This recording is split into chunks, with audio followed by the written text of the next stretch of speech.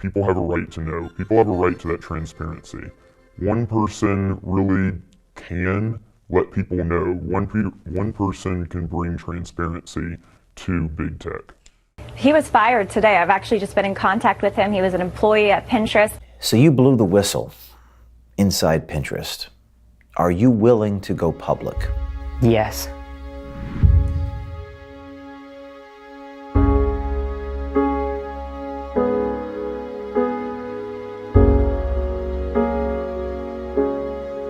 Why don't you tell us about yourself? I'm a software engineer. I worked at Pinetrest. I speak at tech conferences around the world. I contribute to open source code projects that are actually used in most of the major apps that people use on their phones every day. And I saw wrongdoing and decided to take action. Why did you want to take action? Why did you decide to do this? Because if I didn't, who would? There would be a huge bystander effect. There is a huge bystander effect inside Silicon Valley. And right now we're seeing an imminent threat to not just pro-lifers, to not just conservatives, but free speech in general, and to America, and to the idea of transparency and the idea of people versus the establishment. Well, let's take it back to day one. How did this all start? It started with just my hearing some rumblings of hate speech policies, new misinformation campaigns going on. We were ramping up our trust and safety efforts. I know the media was getting more pressure on tech companies to ramp up their misinformation campaigns. And so I'd hear about these things at like our company All Hands, didn't look too much into them.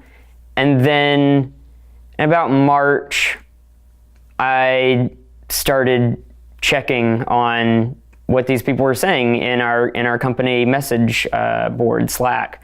And then it was pretty egregious. And then I knew this isn't actually normal.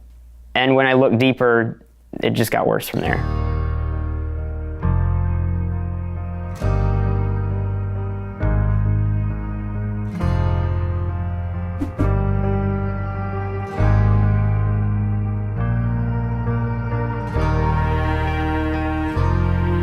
Why did you decide to reach out to us, Project Veritas, as opposed to, say, the Washington Post or the San Francisco Chronicle? If I had gone to the New York Times or the Washington Post or the San Francisco Chronicle or any of the established media, they would have not only ignored the story, they would have turned me in. They would have worked with their establishment buddies because they're all friends, they all want to help each other out, and they would have turned me in. And Project Veritas was the obvious choice because Project Veritas is actually journalism that's going to cover the story. It's actually going to fight the status quo. So take us to the day we release the story. You're inside Pinetrest. What happens? Well, I go into one of our buildings where we serve breakfast, like I do every day. I get in there right before 9:30, and I have my breakfast. Everything seems pretty fine. Finish my breakfast, and then I'm walking over to our engineering building where my desk is and where I do my work. And I notice that I'm being locked out of some accounts, and I realize that this is probably the end of my work at Pinetrest. I go in, badge works fine, go in, sit at my desk at Pinetrest, and a few employees, a few of my colleagues come over and say, hey, we can't reach you on Slack, seems like your account's been deactivated. I say, okay, and then I wait for somebody to come talk to me. Eventually security does. 3 security guards come up to me and say, "Are you Eric?" And I'm like, "That's me." I hand him my badge and my laptop, and I ask him if I've done anything wrong, what's happening, why am I being escorted out of the building. They don't say anything. We walk out the back, and then I'm released from the building. Were you surprised by this? Were you prepared for what was going to happen to you? I was surprised, but I knew it was a possibility, and I was mentally prepared. Mm-hmm. I knew that at any time they were going to take action against a whistleblower. They didn't want this to be known to anybody, and they were going to retaliate in some fashion. You lost your job for, is it fair to say, a cause you believe in? Of course. Tell me about that. Well, to me, there's no other option.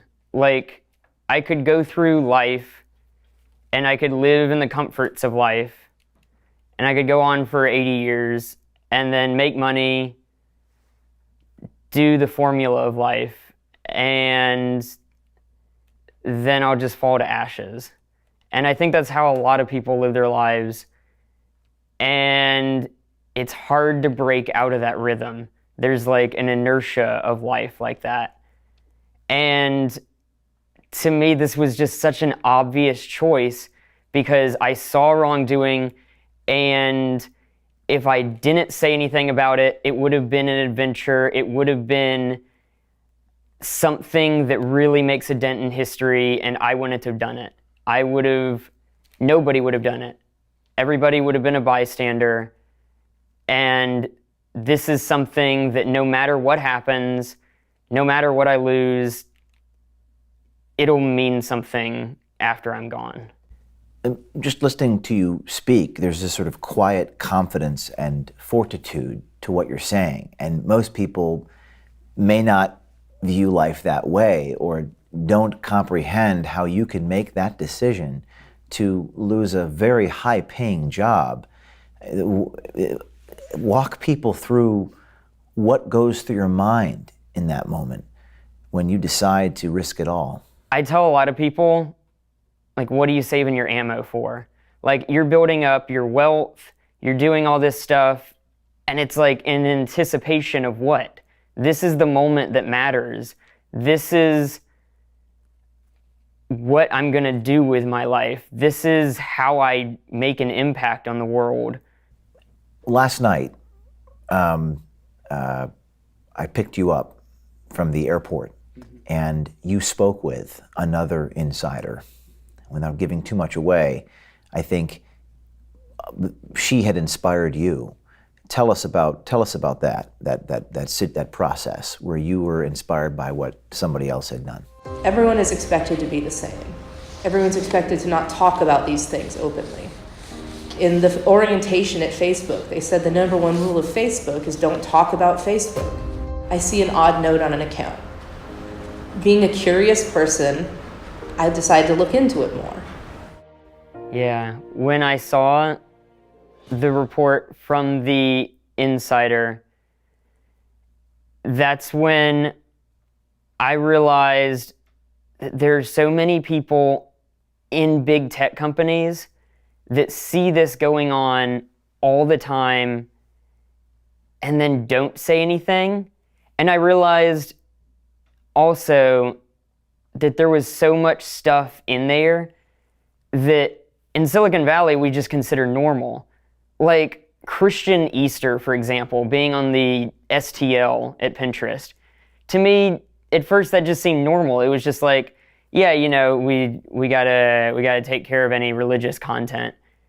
And then when I saw the insider's video, I realized that's not normal to most people. That's something that people need to know. That's newsworthy. And then I came to Project Veritas.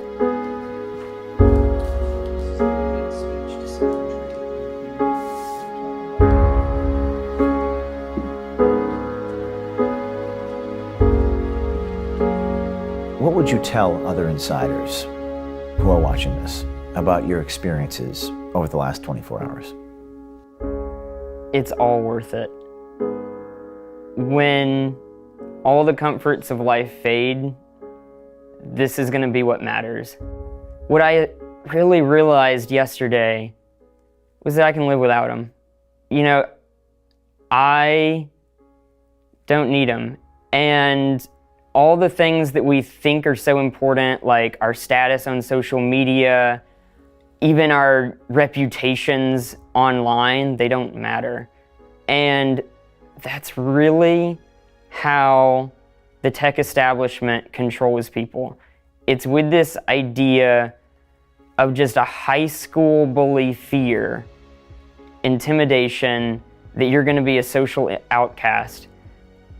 But those things aren't real. That's completely false. It's just fake stuff. And there's so many people in the real world who do support you and who do have your back. And you're making all the difference for the country and for the world and for humanity when you come forward and you tell people what's really going on inside of these dark censorship bureaus. What is your goal from what you have done? What do you want to see happen next? I believe this is the spark that abolishes abortion.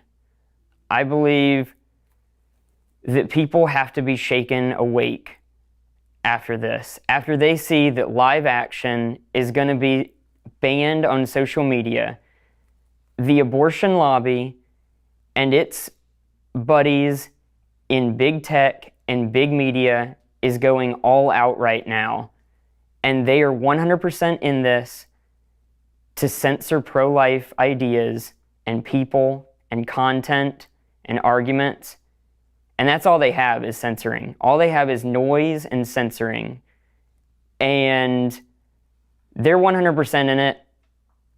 And my big question to the pro-life movement is, are you going to be shaken awake? And are you 100% in it? And do you have skin in the game? Because when you have skin in the game, then you're willing to take action. What do you make of Pinterest's reaction? Because they reacted back and forth, removing from the porn domain blacklist, putting them back on the list, and then banning live action outright. What do you make of the reactions? So at first, where they tried to just remove liveaction.org from the porn domain block list, I think they thought the story was kind of going to blow over. They were just going to revert that change and then allow live action pins to be created, and then it was just going to all go away. And then when they saw the story, they knew it was going to be big, then they realized they had to double down. They had to add live action links back to the porn domain block list so people couldn't post live action links and pins. And then they had to ban live action's Pinterest account. And then they had to say that it was because of misinformation. And so they had to say, and they're going to have to say publicly, that they believe that live action and pro-life content is misinformation that they don't want on their platform. And what I really see happening here is when one big tech company does something like this, there's a hive mind. Big tech, everybody's talking to each other. All these content and safety teams are all working with each other. And this is going to be a ripple effect. You're going to see big tech doubling down, just like Pinterest did, to censor pro-life content. And that's why we need the insiders in those companies from all walks of life to come forward, expose those tactics. The fear that most Americans feel to blow the whistle. There's no question a lot of people inside these companies who are listening to you talk, and they may be thinking, yep, I see really bad stuff. I see corruption, lies, hypocrisy, but I could never do what Eric did. I could never come out of the shadows. Maybe I fear, I don't know, humiliation by the media, notwithstanding concerns about how they're going to pay their mortgage. Just the fear of being attacked by the press and called bad names. And what struck me in observing you and getting to know you over the last couple days is there's no part of you that fears that. Help us understand why that's the case. It's a question of where you put your value. is your value in the fake things, like your own personal status, the things that fade. Your personal status isn't going to be here. It's going to go away. You're going to become ashes in a few decades. Or do you put your value in the impact that you make on humanity, in the positive impact you can make in the world? And when I saw that I had the opportunity to make an impact on the world and to expose corruption, then because I had put my value in things that are lasting, then there was no hesitation for me. Whatever happens to me doesn't matter, because what I've done now is done, and now this sparks so many more people, and it awakens so many more people to what's going on in tech, that there's no time, there's no space, there's no mental energy in my head to spend on thinking about my reputation or the pseudo friends I've had or anything else that I've done, because this is the most important thing. I'm 100% in this and will follow this through. Some might call you David versus Goliath. Pinterest had an IPO evaluation of over $12 billion.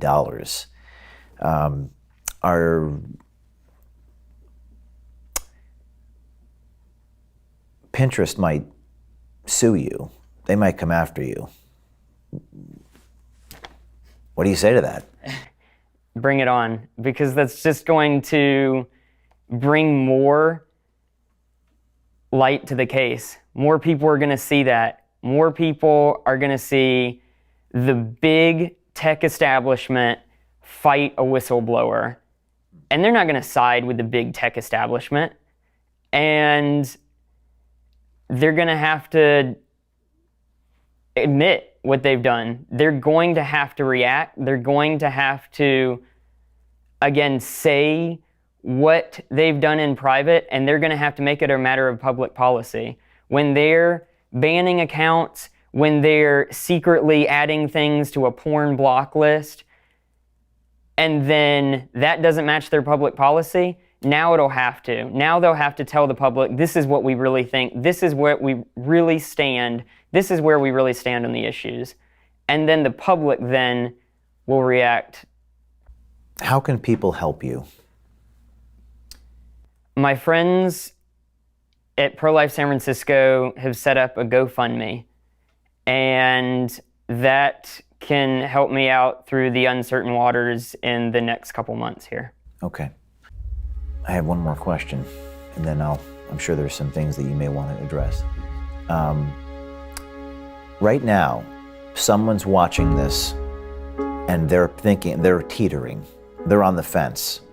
I agree with what you're saying. I share the same values. I want to blow the whistle, but they're on the fence about whether they should do that. Right now, that person is watching you talk and saying, I admire what he's doing, but I don't know. What is your message for that person watching? The hardest part is to take the first step.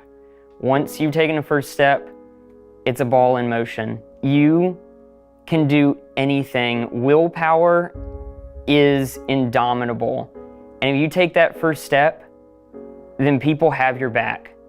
And come to Project Veritas for sure. People have your back. You have support.